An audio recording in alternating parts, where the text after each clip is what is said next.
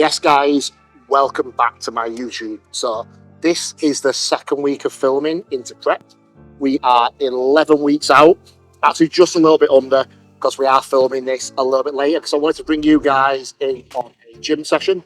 Last week, I showed you nutrition. This week, I just want to go over a gym session, show you what I'm training, how I pick my training, how I prioritize certain exercises and movements. So today, we are going to hit arms. So if I look at my feedback going back from the last previous seasons and just comments I get generally is always that my arms are too small. I don't even train my triceps apparently, and my arms are a sack of shit. So I have spent a lot of time working on my arms, and last time I measured them, unflexed, on a morning, no pump whatsoever, they were 120, fucking hell, they'd be fucking massive. Unless you're talking millimetres. They were 20 inches. So I don't actually have, on a circumference basis, small biceps or arms. But in fact, it's just the proportions. So I need to have 20 plus inch arms to make them fit into the proportions of my whole body. So we are concentrating a lot on arms this season. In this off season, we have spent a lot of time on arms. So having a single arm day, which I know a lot of you who like the push-pull leg scenario don't specifically like a full arm day, but for me it has worked and it's something that I'm keeping in this whole prep. So I'm going to take you guys along for that. Also, we are now under 11 weeks out, and looking at my current check-in from the previous one just gone, I was 120.2 kilos, down from 121.2 last week. So we've had midweek lows of like 120.3 the week before and 119.6 into my last one. So overall, weight is trending down, but after my leg days, it's shooting inflammation straight back up. We're 100% on track, but I am going to speed things up a little bit, because looking back at previous preps, I'm a little bit behind on where I was previously condition-wise, but I was also already earlier in my previous seasons, which I would also like to be in that place, just to be ready early and cruising to the shows. So I'm going to accelerate things up, and I have pulled food down ever so slightly from what you saw last week, which was just under 4,200 calories, to now 3,778 calories. So not a massive drop in calories, but just a small enough amount. And today I woke up at 119 kilos dead on the mark. So weight is dropping. The drop in food has done exactly what we needed, and we are just going to push on, guys. So the gym is loud as fuck, so you might get a shit ton of background noise today. Not with my filming skills. Not with Frankie's filming skills, she will sort it out. But it is very loud. There's a lot of people about, so we'll do what we can. But we're going to get into this session. I'm going to show you guys what we do, how I set up my arm workout, and I hope you guys enjoy. And next week, I will be bringing you along for a show day. So you're going to see what I do, how I stay on plan, what I do when a client is at a show, and hopefully we'll be taking home gold. So we're going to start with the bicep preacher curl. So for my arm days, all I do is 3 exercises for biceps, 3 exercises for triceps. And the main thing I'm looking at, because at the end of the day, you can only flex and extend your arm so many ways. Like literally the same action is going to happen at the elbow. But what I'm going to try and prioritize is essentially changing the length of the muscle by doing different things in different planes. So I'm going to have an anterior plane motion, a posterior plane motion, and a mid-plane motion. So with this, we're going into the anterior plane. So we're going to have the bicep out in front. This is going to aim more at the shortened range. We'll go and do more length and range stuff when we do an incline cable curl later. And then we're going to do some hammer curls to work on the bicep brachialis and also in the mid-range. So that's going to be the bicep component. Triceps, we're going to head over, we're going to do a push down. So straightforward, normal push down. We're going to do a close grip bench, and then we're also going to do an overhead. And the idea is just to change the length of the tricep or bicep in them motions, because at the end of the day, the joint is still going to be flexing or extending. So that is what we're going to do today, guys. So we're going to get started with the preacher curl. So as a warm-up, guys, I'm going to talk you through how I particularly like to set up for the bicep preacher curl. As you can see, I'm lying into the machine. And this is not an essential thing to do, but all it does, it limits cheating in the motion. Because what you'll tend to find is guys will sit upright, they'll end up yanking back, lifting their elbows off the pad. If you force your weight forward, it just prevents cheating. But if you can sit here and just work on elbow movement, that is literally going to be enough. But that's all it's there for, guys. You don't have to do it, but it's a nice little trick just to prevent you from cheating and put all the attention onto the biceps. Forgot I'm talking. So another thing to also be aware of, you find a lot of people end up with elbow issues when they're doing their bicep curls or tricep extensions, and a lot of that is from shearing force, just by not lining up, because it's a hinge joint. It wants to work like a door does. If your door hinges are off, it creaks and croaks, right? It's exactly the same thing, and you're just going to create wear and tear. Ligaments are taking stress that they don't need to be taking. So all I suggest is make sure your shoulder, elbow and wrist are all in one alignment. That way you've got no shearing forces coming onto the joint itself, and you can just rely on the muscle to do the work and not put the stress on the ligaments and tendons that's causing you to get pain, causing you to get tendonitis. And at the end of the day, just be smart with your training. Right, I guess we're recording, guys. So we're going into our working set now. So also, I do not change the way that I train my arms in terms of reps or sets. At the end of the day, all we want to be doing is getting near failure. Because what we're looking at is, if you go into small to big theory, which is in terms of how muscle fibers activate, what we're looking at is the smaller fibers will be the ones that activate first, and then the bigger guys will get involved, because the body wants to do as minimal effort as possible. So you're either going to do that through maximum load or fatiguing the smaller fibers where the next left fibers need to come into play. So you need to be getting to near that failure point and really pushing the muscle to get all them fibers activated. And that's what we're going to do. We're still training towards failure, as ever, always are. And when I say failure, I mean actual muscle failure. I don't mean ragging it about bringing another muscle group in or changing the way you're moving. If that muscle cannot move that way, the set is done. So I won't do any stupid force reps or go out of my form to get a rep just completed just to make the numbers up. So we're going to get into this. We're aiming for 8 to 12 reps on the first set. We're then going to go for 12 to 15 on the second, and then around 15 to 20 on the third one. So we are working across different rep ranges just to get different sorts of stimulus, different metabolic stress builds up, different levels of muscle damage, and put that all together. So the idea is to always hit failure and work across a different spectrum of rep ranges.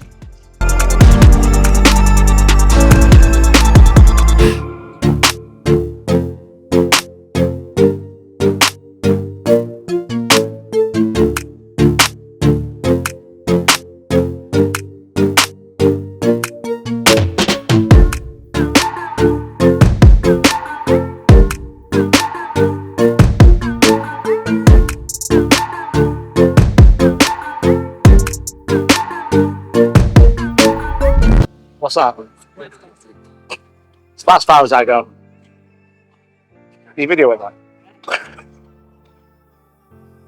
Right, guys, from what you saw in that first set, you saw me pausing in the length and range, controlling that eccentric. I'm not too bothered about pausing in the short, but when we look at research, we see a lot of stuff on length and range training. And for me, I want to make it as hard as possible in that length and range. I want to train. How was that dirty? I want to make it hard as possible. Yeah, I want to make it hard as possible. And that's what we're going to do. We're going to make it nice and hard, nice and full, and give it everything that we've got. All of 30 seconds. And yes, that's ambitious. So, yeah, we want to make it as hard as possible in that length and range, but work the full range of motion. So what we do, pausing that length and range, fuck it, keep this in, I can't get my words out.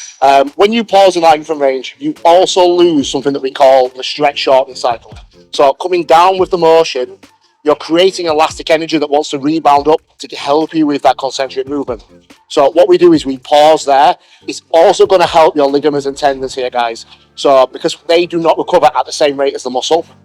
So if you're using momentum, you're using your stretch shortening to help you get back up in the concentric, they're having to do more work rather than allowing the muscle to build up the torque to move that joint to allow the weight to move up. So We're pausing that length and range, removing the stretch shortening cycle, which makes it harder to get it going again.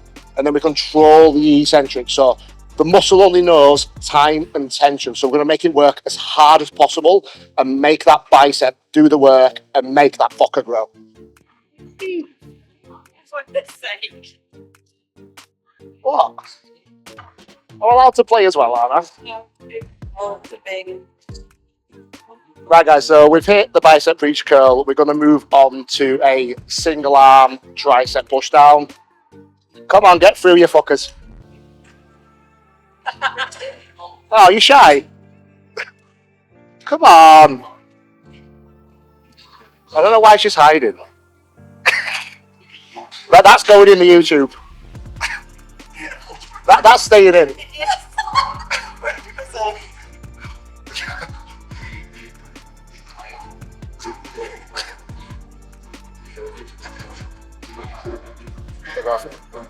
So we're moving on to the single arm tricep push down. So I'm doing it single arm just because I line up better with this movement than doing it double arm. So the one thing you want to be sort of aiming for with this, the line of force is going to be the line of the cable. You want that to line up with your upper arm, so your humerus. From then, you just want your elbow to work the plane of motion to really flex that tricep on the way down. And that's as simple as this needs to be, guys. Just keep your upper arm in parallel with that cable coming down from the machine, because that's the line of force. And then just allow the elbow to work its plane of motion through the short and lengthening ranges. Same sort of scenario, pausing the stretch. Not too bothered about a big flex at the bottom, but control all the way through and work the full range of motion. So as you can see here, guys, I don't know what the fuck I did there. So we're looking for the humerus, which is in that line, to come in line straight with the line of force from the cable. And then you're just going to flex straight down, straightening the arm, allowing the elbow to bend all the way up to the top and flexing straight down.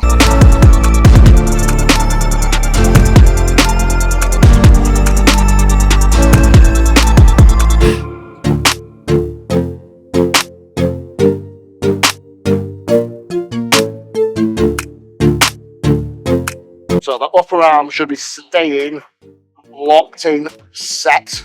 That should not be doing any movement. Just the elbow and the forearm moving through the plane of motion of the elbow. Simple as that, guys. Don't overcomplicate it. Just literally line up the humerus with the cable, move the elbow about, easy.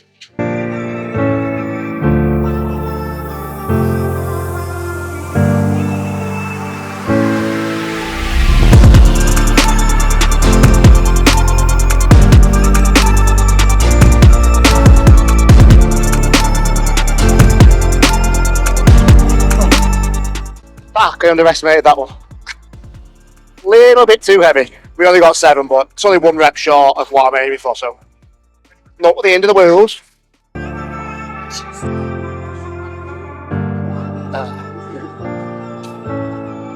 Stay hydrated, guys. I know a lot of you fucking forget your water. But in there, into workout also, we've got 20 grams of essential amino acids, 20 grams of glutamine, 20 grams of creatine, and an electrolyte mix as well. So, thing is, guys, when you're training, you want to be staying hydrated, and the amino acids are going to help start that recovery process as well. I lost what the fuck I was talking about.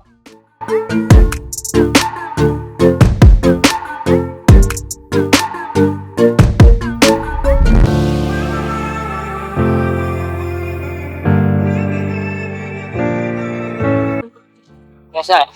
Taking roll. Well, come on, puppy. Right, guys, so we've just finished tricep single arm push downs. We're going to move on to an incline bicep curl. I mean, that's what I call it. You can call it whatever you want. Posterior bicep curl, whatever. So the goal of this is to have your humerus behind your rib cage. And in doing so, that's going to allow you to lengthen your bicep more. So changing the shoulder position with your humerus will change the length of the biceps just due to attachments, origins and insertions. So for this, we're looking to train that length and range and make the muscle as long as possible. Similar to doing like a seated hamstring curl, changing the hip will change the length of the hamstring. Try to do exactly the same with this. Training the bicep through 3 different ranges.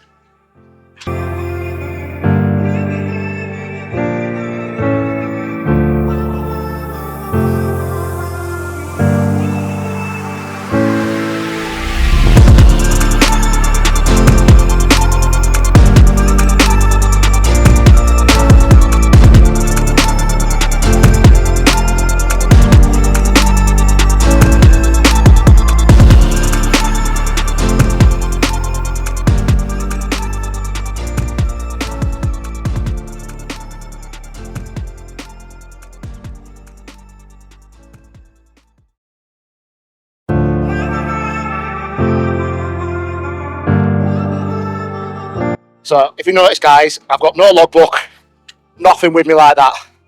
I roughly know what sort of weight I lifted last week on pretty much every lift I've done. I've got a very good photographic memory. But even still, obviously I'm going to miss little bits. But I honestly don't really care. Like, I'm a bodybuilder, I'm not a power lifter, I'm not what you want to call a weightlifter. I'm here to make aesthetical changes to my body. And that's going to involve me just coming here, working my ass off. And I'm not saying logbooks don't have a part to play. I've done it in the past. They can be very, very good tools. But at the same time, there is a lot of variables. Fucking spitting there. Frothing at the mouth talking about this. Ooh, frothing. But there's a lot of variables that go into logbooking that people do forget. This goes down to, has that music got fucking louder?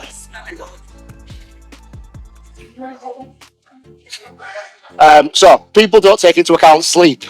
They don't take into account your hydration, the amount of steps, the amount of physical labour you may have done if you are a labouring worker. There's a lot of factors that then go into that. Food, for example. Have you had the same amount of meals? Are you in a calorie deficit? If so, obviously having a logbook and everything else in line is good to try and maintain that. But at the end of the day, it comes down to come in, work, get towards that failure point, and that's all you can do. If you're keeping meticulous on your form, nailing absolutely everything, that's all you can do. The muscle will not do anymore. So regardless of what your logbook says, you've still taken that muscle to absolute failure. Therefore, you couldn't have done any more even if you had that number in your head. In fact, you might have even changed your form to hit that number. So don't stress about it. It's time, tension. And also when you're logging as well, you've got to remember the tempos. If you are logging everything meticulously, you have to log everything in your life. You also have to log every second you are doing that rep, from the eccentrics, concentrics, isometrics. Log absolutely everything. It all matters if you are going to be meticulous about logging. If you're like me and you're all about progressive stimulus, don't even worry about it. Come in, train hard. You roughly know what weight you did. Give it all you've got with that weight. If it's feeling light, add some more weight. And that's what your warm-up sets are there for. Work out what you need to do for your working sets. If something feels super fucking heavy that day, you might have done a lot more already in that day. Don't stress about it. Take the weight down, work hard. Next time you come in, might feel super light, put some more weight on, work hard. But guess what, guys? The same thing over and over. It's all about hitting failure and making that muscle do the work hard. Just work hard. Like, it's not fucking complicated. Like, obviously I've explained to you why I do my arms in this way, and there is reasons why. But at the end of the day, when it comes down to reps and it comes down to sets, it all comes down to work hard, and the hardest worker will always have the best body.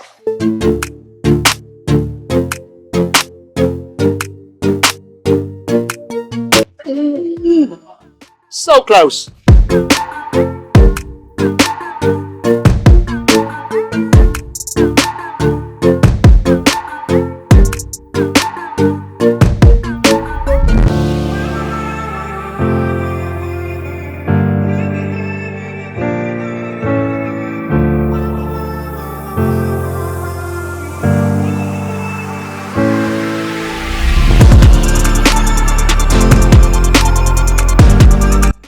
Right guys, so we're going to move on to a close grip bench press. So like I was saying before, with triceps, we're going to do one in that plane, one in that plane, and one overhead, just changing the length of the tricep. This is the only compound movement I do in my arm day. Everything else is all isolation stuff. So it's not really a hard session. It's actually quite an easy one. Like, don't get me wrong, I'll get a bit of a sweat on, I'll get a good pump. But nothing's drastically hard. I do train 6 days in a row. What? You're sweaty understanding there. Yes, I'm a sweaty motherfucker, alright? It's humid as well. But this is the only compound movement I do. I train 6 days in a row. So it's something I've been doing all the way through my off season. It's worked really well. Because arms, it's not really tough. And I don't feel like it affects my fatigue levels. So it's like having another rest day. But I also get my training day food. So I throw this one in there as my second active rest day. And then on a Sunday, I have a complete rest day. So we're going to get into this compound movement. I've not used this Smith yet, so I'm going to see how heavy this gets. And like I said, I'm not tied to any machine. I'm not tied to using anything for Smith specifically. Apparently, I've gone very tongue-tied today. So we're going to give this a go, see how heavy it is. Looks cool as fuck. Old school Cybex, you can't get better than that for me.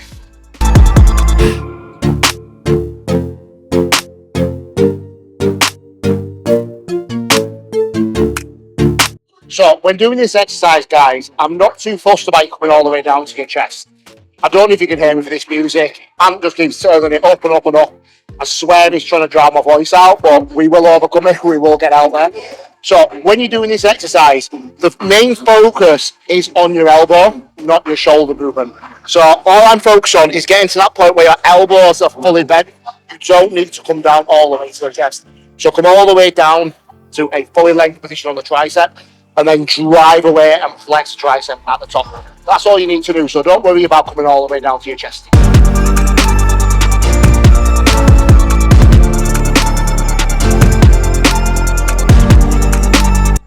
What's that? So I've heard of weirdest shit like wanking horses on. When you talk about horsing, Bruno, you've got to wank them off. I mean, I don't. Oh, Jodi! Fucking Bronco.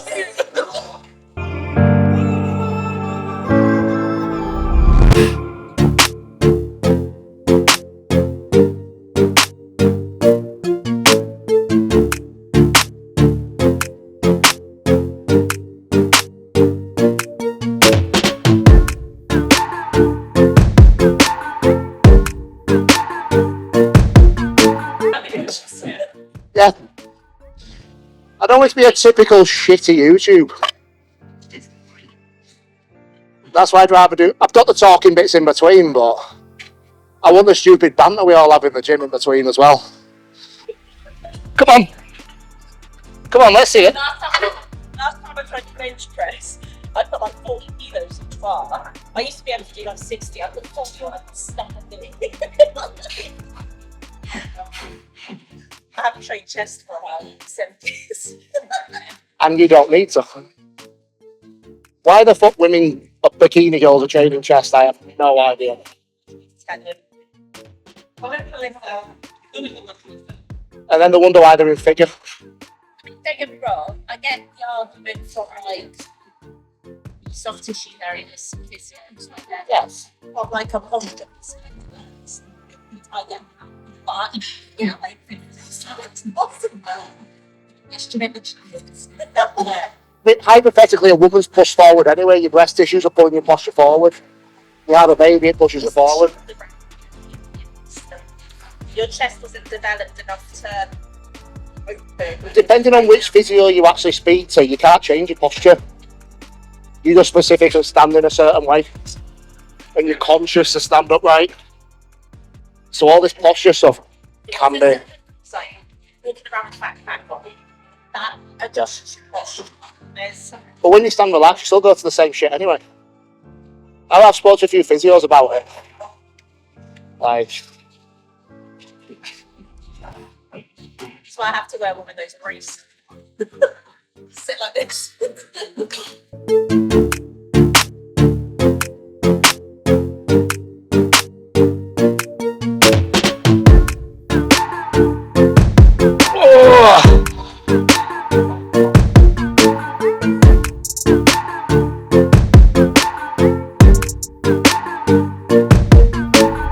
I don't think any classes posing is fucking easy. No. Yeah. You'd definitely be wellness if you were in a category. That's I'm not pulling my pants down yet. That's my OnlyFans. I don't have OnlyFans, FYI. Well, only what she set up for me. It's only whatever Frankie's set up. As long as I get my money. My posing trucks keep going missing, so.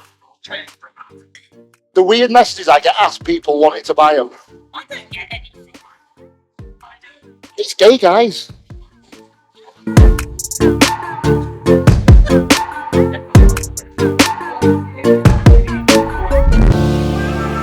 Why are you fat? Flat? When was the last time you fed up? Exactly. You need to be flat to... You need to get flat to get shredded, so... No. Just say your own advice. No. Then listen to yourself. Still. That's my dancing.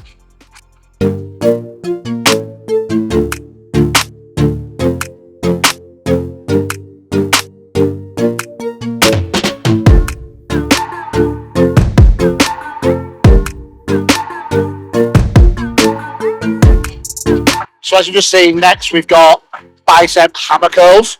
We're doing them old school with the dumbbells. I just really like the movement. Really feels good for me. Really connects really nice. We're going to get a bit of bicep brachialis in, so again a little bit up here as well. And like I said, just working that mid-range on this. We've already done the incline, done the preacher. Now we're going to finish with the hammer curls in that midline, and then we'll finish off triceps with some overhead.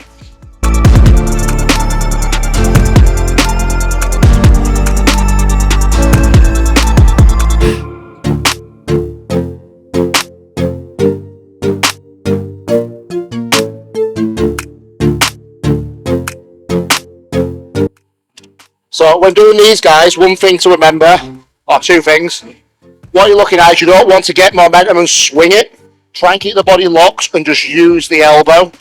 Also, we all have different carry angles. So what I mean by that is if you put your arm down straight, your humerus travels down here, my radius and ulnar pointing that way. So as you're curling up, it's not going to be straightforward unless you lean over. So allow it to travel slightly across, depending on your own personal carry angle. Just again, not too many shaving force on the joint. Look after them, guys. Your joints are good. You're not overloading them. Less need for deloads, because for a lot of people, it's joint health that they take deloads for as well.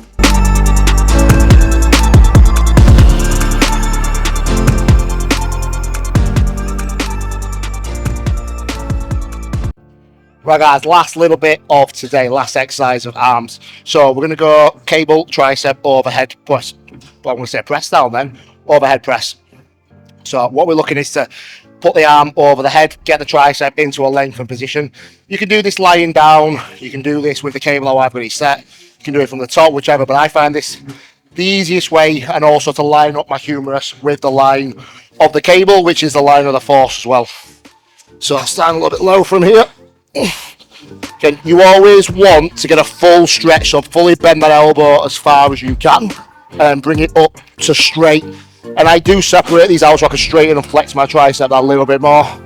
Control on the way down back into the stretch and then drive up to the top. Like I was saying, keep the upper arm in line with the cable as much as you can.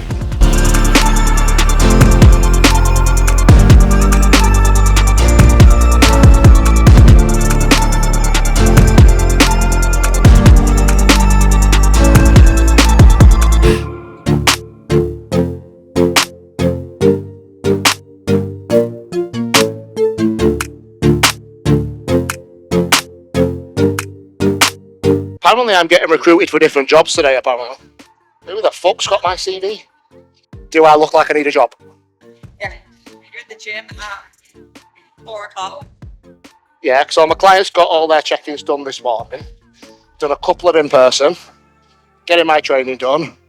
Go home, I'll probably get bombarded with more questions from clients.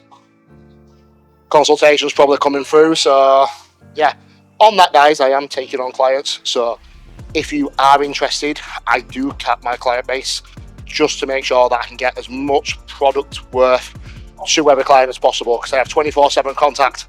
If you need me, drop me a message and I will get back to you as soon as possible. So if you are interested in working with me, taking your physique to the next level, drop me a DM on Instagram. Even if you just want to have a chat, learn about my services, ask for a little bit of help, even if you're not looking at getting coaching, but you want to ask me some questions, drop me a message, guys. My DMs are always open to all of you.